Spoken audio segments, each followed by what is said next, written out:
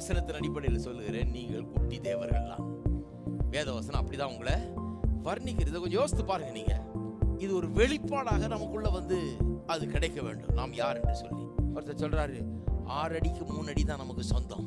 இப்படியே டிக்ளேர் பண்ணிட்டு இருக்க கூடாது. எதையாவது 6 அடிக்கு 3 அடி சொந்தம் இல்லை, இந்த உலகமே நமக்கு சொந்தம், வானமும் பூமியும் நமக்கு சொந்தம், படைக்கப்பட்ட எல்லாம் நமக்கு சொந்தம். ஆனா மனுஷன் என்ன சொல்றான்? 6க்கு 3 தான் நமக்கு சொந்தம். மாத்திர முதல்ல மனுஷன் உலகம் முழுவதையும் சுதந்திரிக்கிறவர்கள் நாம்.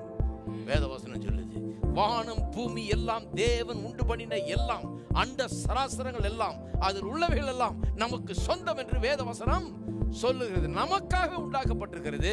செத்தாங்க, புதைக்கிறாங்க, புதைச்சதை அவர் என்ன பண்றாரு? எழுப்புன்றாரு. விட மாட்டாங்க.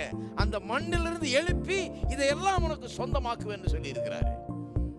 நம்மளே நம்ம போட்டு கீழே அழுத்திக்க கூடாது.